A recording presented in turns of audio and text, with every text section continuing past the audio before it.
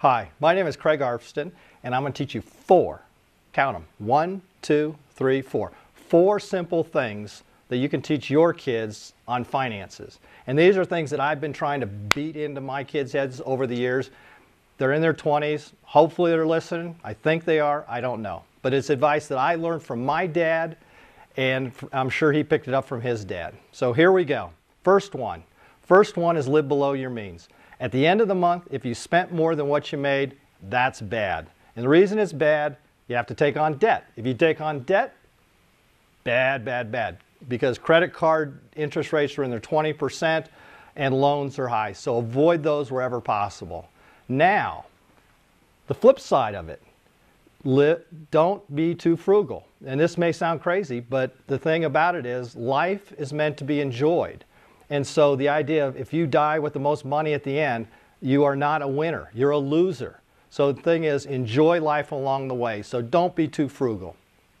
Now we all know, like everything else, this is the second point here, life is not a bowl of cherries. There's ups and downs, there's setbacks. And what you'd like to do for those minor setbacks is have an emergency fund. Car breaks down, washer breaks down.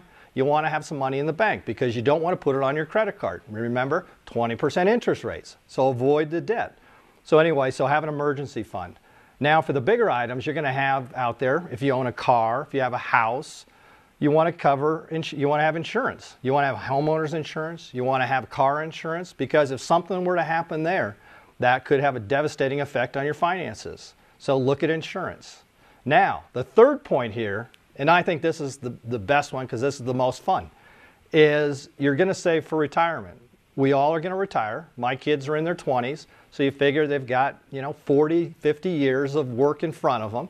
They're not thinking about retirement, but I hate to tell them at 55, they're going to be closer to retirement, so it's going to happen. It happens for everybody. So they need to set money aside. So they should be setting money aside now as much as they can without being too frugal, and that'll set them up for the future. So the point there is save early and save as much as you can without being frugal. Now, this one here is a hard one to explain, but I will. There's mistakes along the way that you need to avoid, and they're little traps. You don't know that they're happening at the time, but be aware of them. One is keeping up with the Joneses. Your neighbors, if they go out and buy a new car, does not mean you have to go out and buy a new car.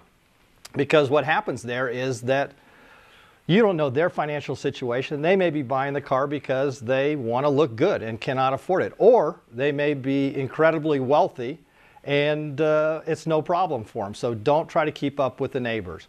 And then the next one, which amazes me how many people fall for these traps, these get-rich-quick schemes, these no-lose investments. If it's too good to be true, it's too good to be true. Avoid those, run for the hills whenever that happens. And so those are the four areas that I think that are important to you, to me, to my kids, just to anybody. Live within your means.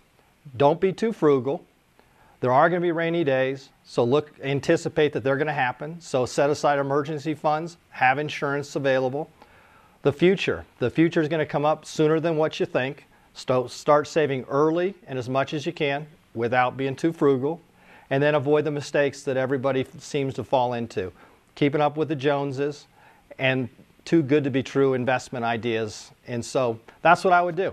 And best of luck in your financial future, and thank you for listening today.